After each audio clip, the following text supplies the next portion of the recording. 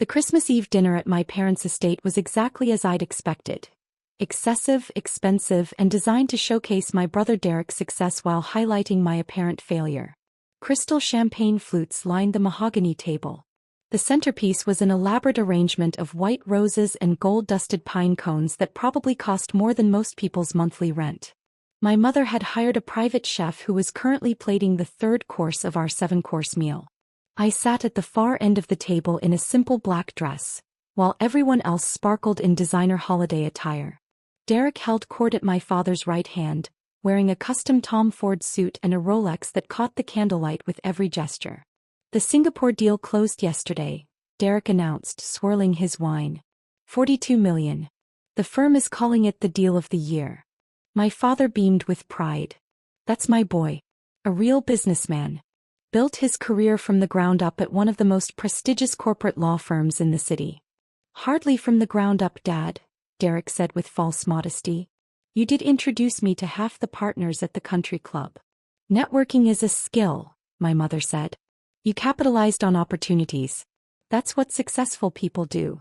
My sister-in-law Amanda, Derek's wife of 3 years, touched his arm adoringly.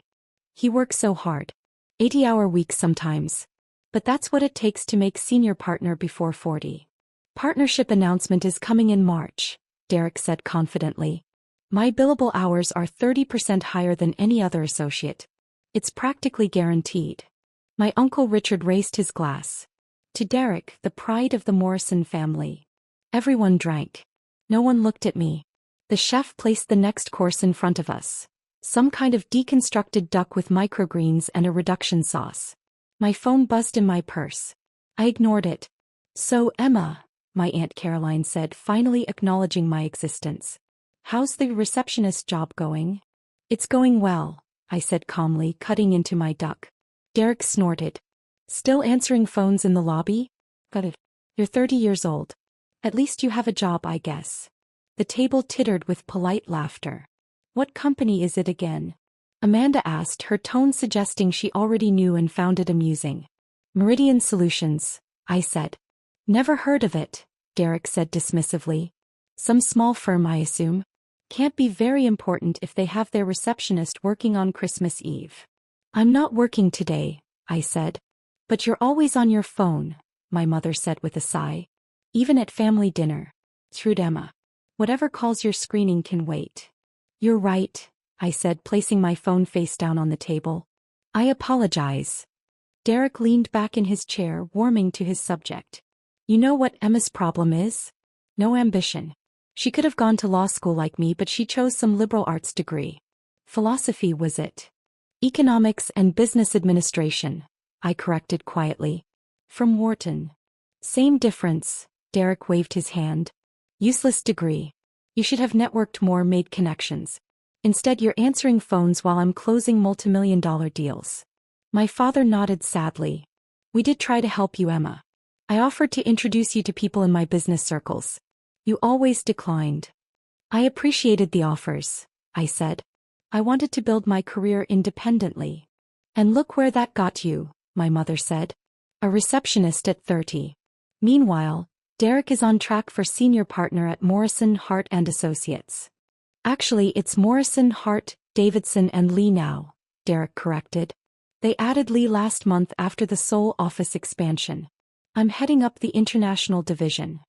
More congratulations flowed around the table. My younger cousin Michael, who'd just graduated college, looked at Derek with open admiration.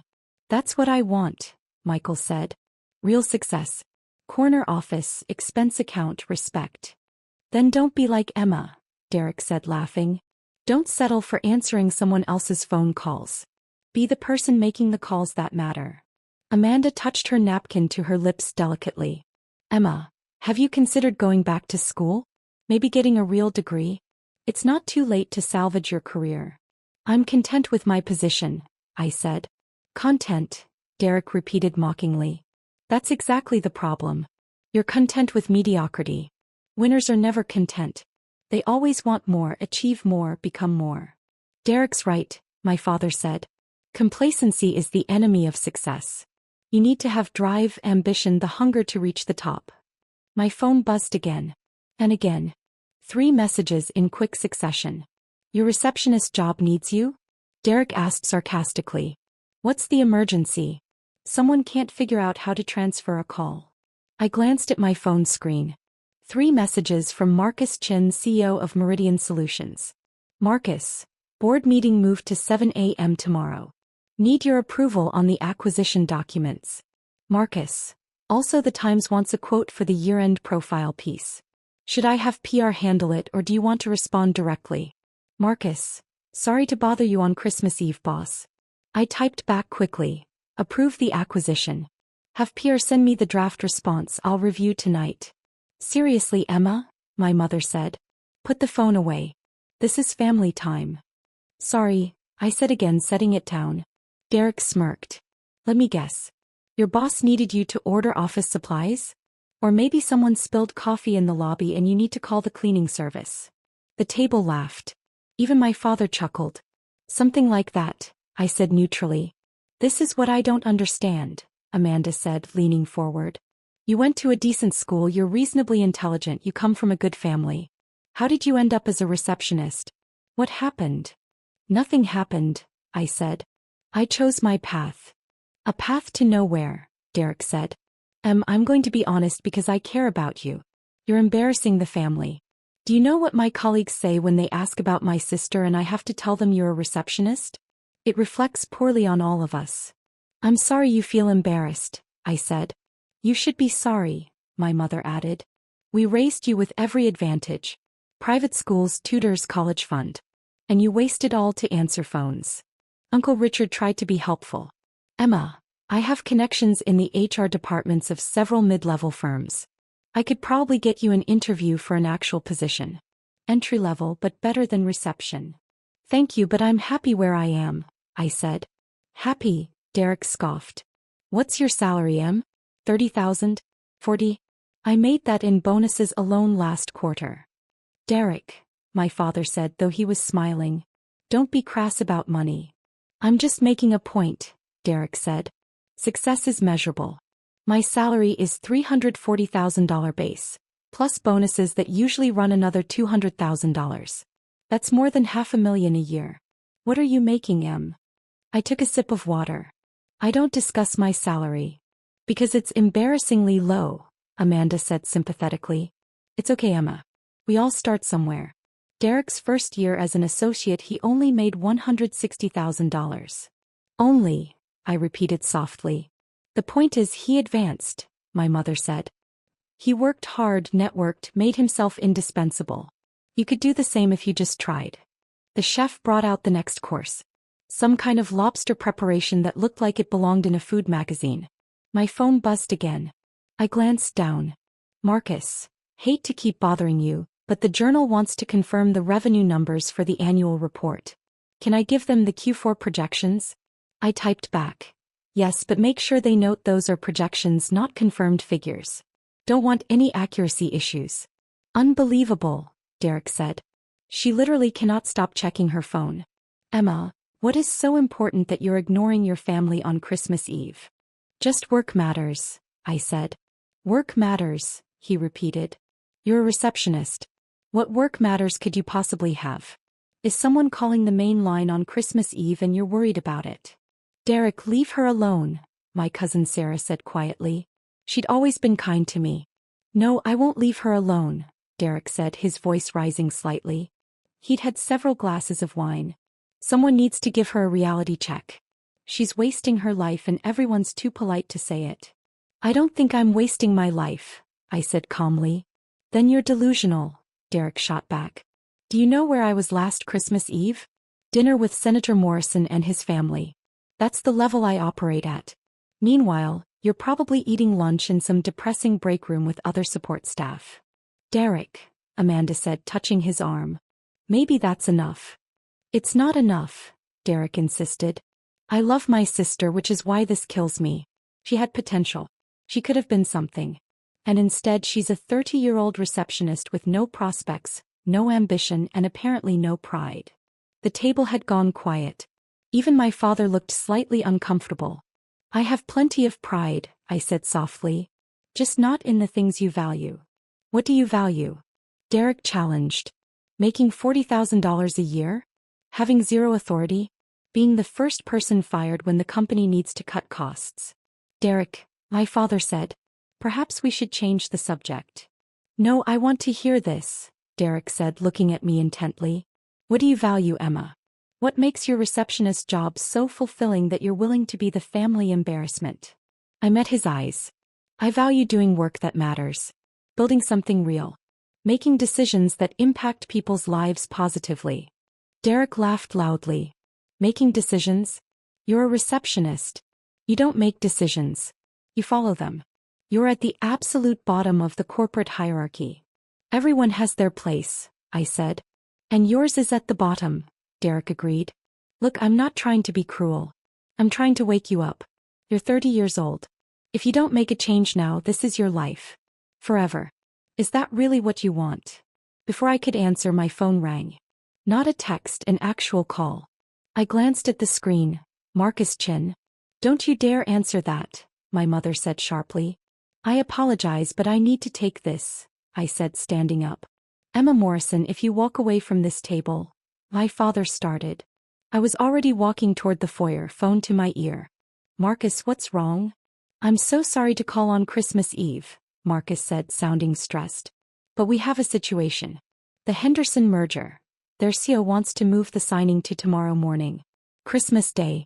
He's flying to Tokyo tomorrow night and wants this locked down before he leaves. Henderson Industries? I asked, my mind already calculating. The $3.2 billion acquisition? That's the one, Marcus confirmed. But here's the problem. Their legal team is insisting on meeting in person for the signing. They want to come to our headquarters. Tomorrow morning, 9 a.m. On Christmas Day, I said. I know it's insane, Marcus said. But Henderson is firm. If we don't sign tomorrow, they're walking and going with the Blackstone offer instead. Emma, we've worked on this for 18 months. We can't lose it now. I thought quickly. Where are you now? At my mother-in-law's in Connecticut, he said. I can be back in the city in 2 hours.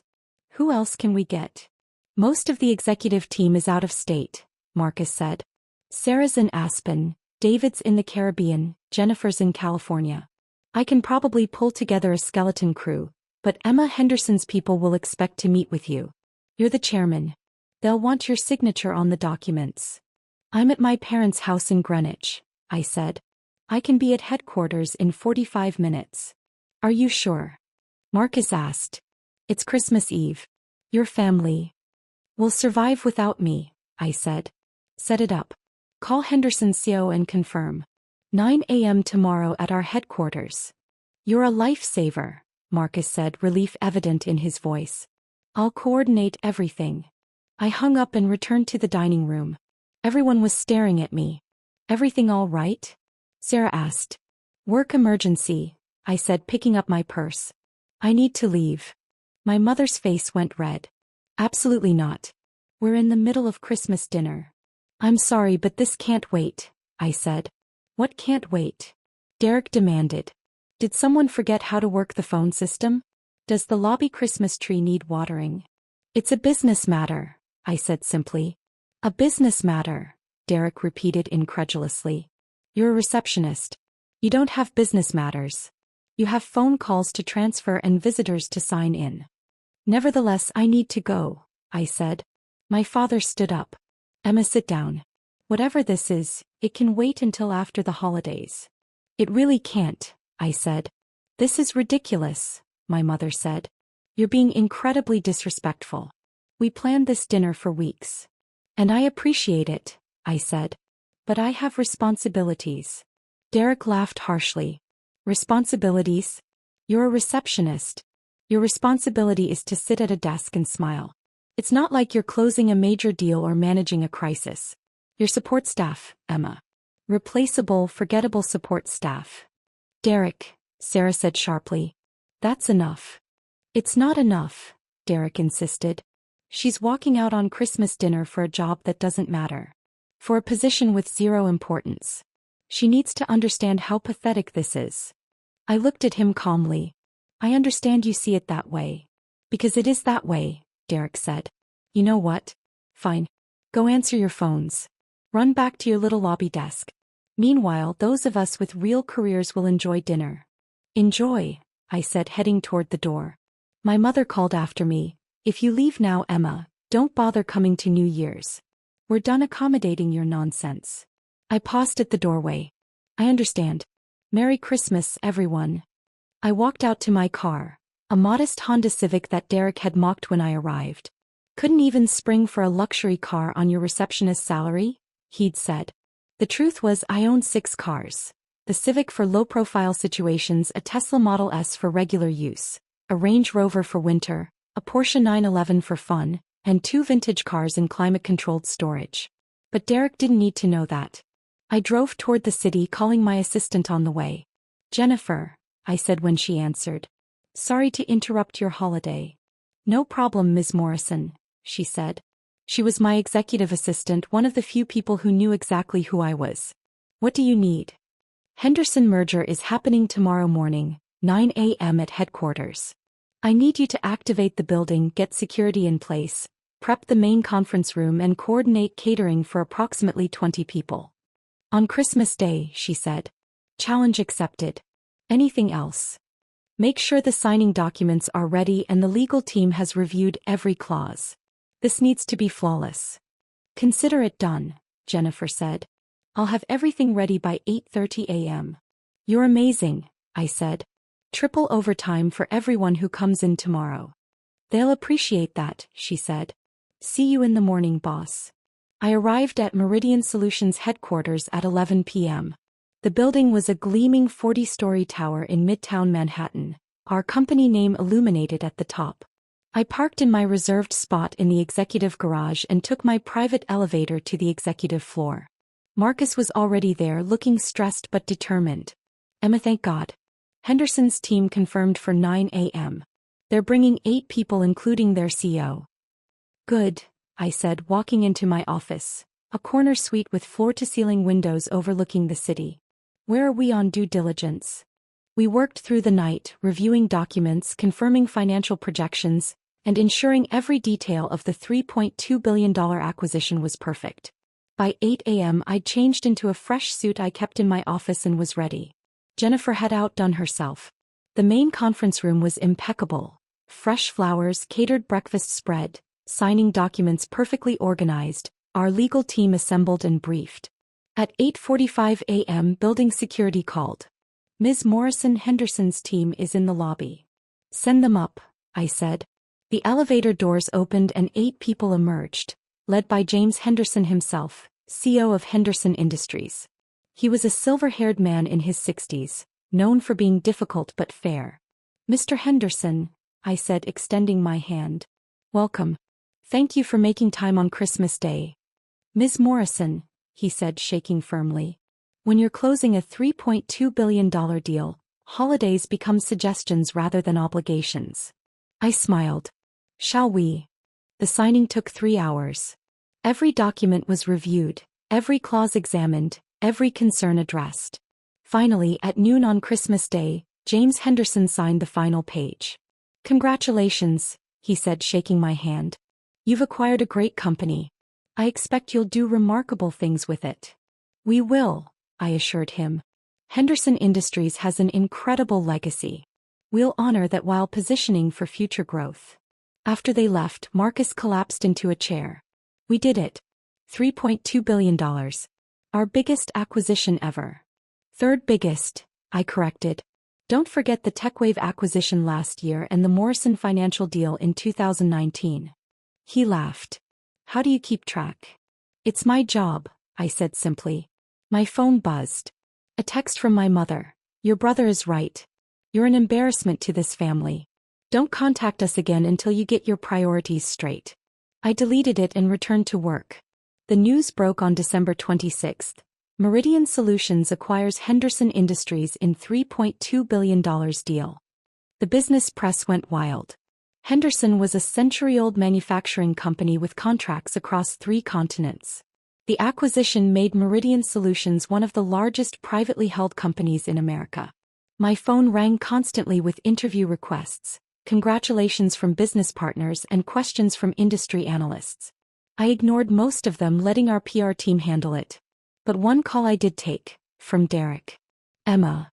His voice sounded strange. I just saw the news about Meridian Solutions. Yes. I said, reviewing a contract. The Henderson acquisition, he continued. That's your company? I'm the founder and chairman, yes, I said. Silence. Derek. You founded Meridian Solutions? His voice was hollow. 9 years ago, I confirmed. Started with $2 million from my inheritance from Grandma Morrison, the one who left you nothing because you insulted her at her birthday party. Grew it into what it is today. Which is what exactly? He asked weakly.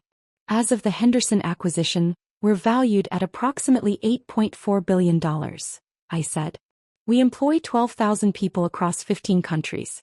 Annual revenue is about $6.2 billion. We're the third largest privately held company in our sector. More silence. The receptionist thing, Derek finally said. At Christmas dinner. You said you work for Meridian Solutions.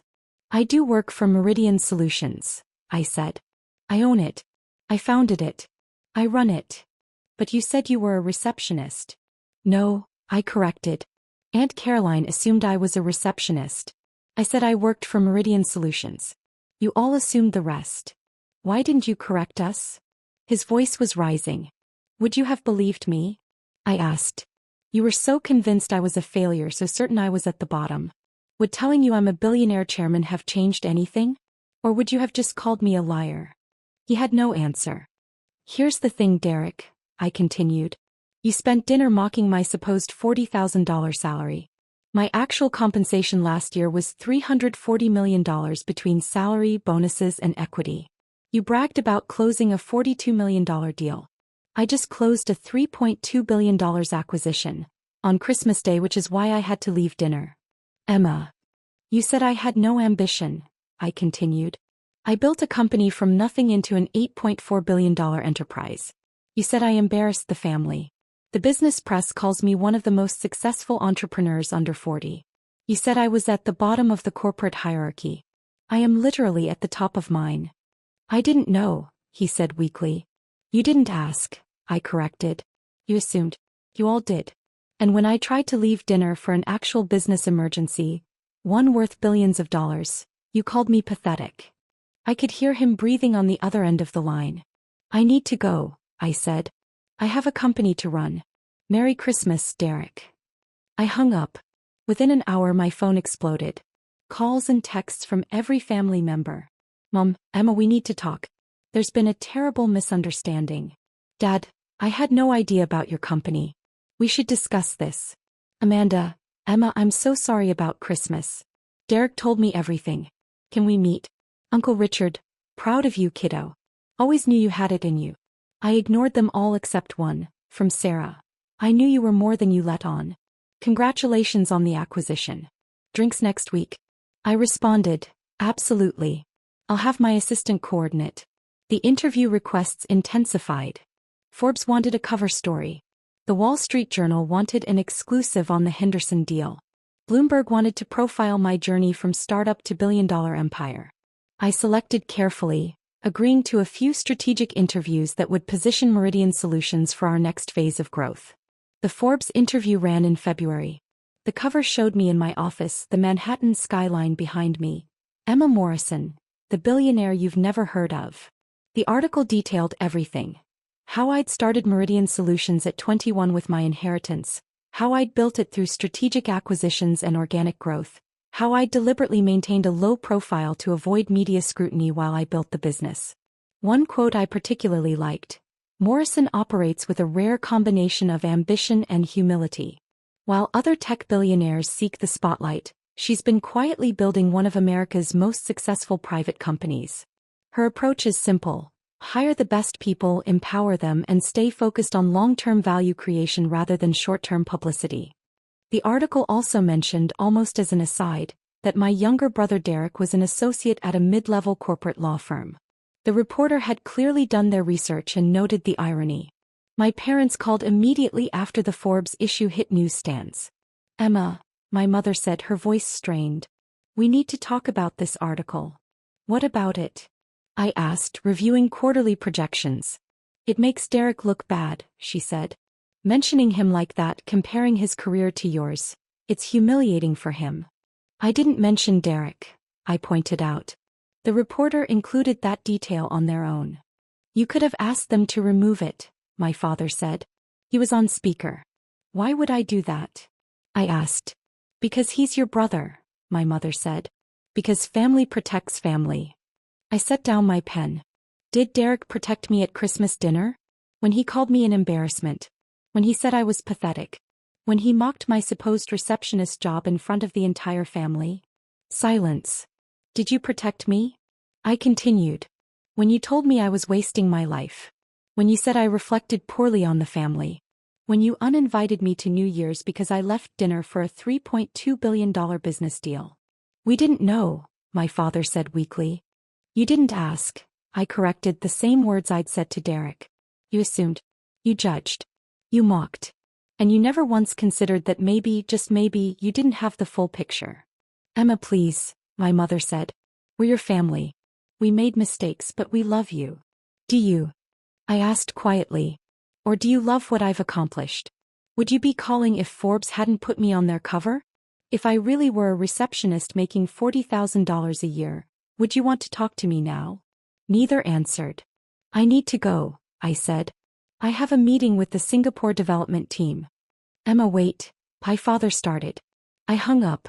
Derek showed up at my office a week later. Building security called first. Ms. Morrison, there's a Derek Morrison in the lobby requesting to see you. Does he have an appointment? I asked. No, ma'am. He says he's your brother. I considered. Send him up. He arrived looking diminished somehow. The confident swagger from Christmas dinner was gone. He stood in my office doorway, taking in the view, the furniture, the obvious markers of success. This is quite an office, he said. Thank you, I said, not standing. What can I do for you, Derek? He sat down without being invited. I came to apologize. Okay. That's it, he asked. Just okay. What do you want me to say? I asked. You've apologized. I've acknowledged it. Is there something else? He looked uncomfortable. I was cruel at Christmas dinner. I said terrible things. I mocked you, belittled you, called you an embarrassment. And I was completely wrong. Yes, I agreed. You were. I didn't know. That I was successful? I interrupted. So if I really were a receptionist, your comments would have been acceptable? He flushed. No, that's not what I meant. Then what did you mean? I asked calmly. He struggled. I thought you were wasting your potential. I thought you'd given up. And that justified public humiliation? I asked. Mocking me in front of the entire family? Calling me pathetic? No, he admitted. Nothing justifies that. You're right, I said. It doesn't. We sat in silence. The firm wants me to try to establish a relationship with you, Derek finally admitted. They heard about Meridian Solutions. They want to pitch for your legal business. Ah, I said. There it is. That's not the only reason I'm here, Derek protested. Isn't it? I asked. Derek, be honest. If I were still the failure you thought I was at Christmas, would you be in my office right now? Or would you still be telling people about your embarrassing sister who never amounted to anything? He looked at his hands. That's what I thought, I said. Emma, please, he said. I know I don't deserve it, but can we start over? I was a terrible brother. I was arrogant and cruel. I judged you without knowing anything about your life. I'm sorry. I considered him. I accept your apology. His face brightened. Thank you. That means. But I don't forgive you, I continued. And Meridian Solutions already has excellent legal counsel. We won't be needing your firm's services. The brightness faded. Emma. You had 30 years to be a decent brother, I said. You chose to be a bully instead. You don't get to undo that because it's now convenient for your career. It's not about my career, he insisted. Isn't it? I asked. You just admitted your firm sent you here. You want something from me, Derek. Just like you've always wanted something. Admiration, validation, someone to feel superior to. I'm done providing that. He stood up. I really am sorry. I believe you're sorry you were wrong about me, I said. I believe you're sorry you embarrassed yourself. I believe you're sorry you can't use me for professional advancement. But I don't believe you're sorry for how you treated me. You're just sorry it backfired." He left without another word. My parents made several more attempts to reconnect. Dinner invitations, family event invitations, requests to talk about everything. I declined them all politely. The truth was they'd shown me exactly who they were. They'd spent 30 years treating me as less than, as the disappointing daughter, as the one who didn't measure up. They'd mocked me, dismissed me, and made it clear I was an embarrassment. And the moment they learned I was successful, the moment I became useful to them, suddenly they wanted a relationship. But I didn't need their validation anymore. I'd built something extraordinary without their support, without their approval, without their belief in me. Meridian Solutions was proof that their assessment of me had been completely wrong. I didn't need to prove anything to them. I'd already proved it to myself. 6 months after Christmas, I received an invitation to speak at my business school's graduation. The dean wanted me to give the commencement address, to inspire the next generation of entrepreneurs. I accepted. The speech was scheduled for a sunny May morning. 15,000 people filled the stadium. Graduates, families, faculty, staff. I stood at the podium in my doctoral robes. I'd completed my PhD in economics 3 years earlier, another thing my family hadn't known, looking out at the sea of faces. When I graduated from this school 12 years ago, my family told me I was wasting my potential. They said my degree was useless. They said I'd never amount to anything. I paused. They were wrong. But not because I proved them wrong. They were wrong because their metrics for success were fundamentally flawed. I talked about building Meridian Solutions. About the failures, the near bankruptcies, the moments of doubt. About persevering anyway, staying true to my vision, refusing to compromise my values for short-term gains. Success isn't about impressing people who never believed in you, I said. It's not about proving your worth to those who dismissed you. It's about defining your own metrics, your own goals, your own values, and then living according to them. The stadium was silent, everyone listening. Some of you will build billion-dollar companies, I continued. Some will become leaders in your fields. Some will change the world in ways we can't yet imagine. But some of you will choose quieter paths. You'll teach or serve or create art or raise families. And all of those paths are equally valid. I looked directly at the graduates. Don't let anyone, family, friends, society, tell you what success must look like. Define it yourself. And then pursue it relentlessly, regardless of who believes in you. The applause started slowly, then built to a standing ovation. After the ceremony, the dean pulled me aside. That was extraordinary, Emma. Thank you. My pleasure, I said. I noticed your family didn't attend, he said carefully. I believe we sent them invitations. They had other commitments, I said simply. He nodded, understanding in his eyes. Well, you have a family here. This institution is proud to call you an alumna. As I walked to my car, I passed a newsstand. The latest issue of Fortune magazine featured Meridian Solutions, the $10 billion company you've never heard of. We'd crossed $10 billion in valuation the previous quarter. The Henderson acquisition had been even more successful than projected, opening up markets we'd barely tapped before. My phone rang. Marcus. Emma, you're going to love this, he said, excitement in his voice. TechWorld wants to partner on the European expansion. They're proposing a joint venture worth $5 billion. Send me the preliminary terms, I said. I'll review tonight. You just gave a commencement speech, he protested. Take the afternoon off. I'll review tonight, I repeated, smiling. That's what chairmen do. I drove back to my apartment, a penthouse overlooking Central Park that I'd bought 2 years earlier. My sad little apartment had been a strategic choice, a place to live while building the company. This was the reward for that discipline. But the apartment wasn't what made me happy. Neither was the company valuation or the Forbes cover or the commencement speech. What made me happy was knowing I'd built something meaningful. I'd created 12,000 jobs. I'd developed products that improved lives. I'd proven that you could build a successful company while treating people with respect and dignity.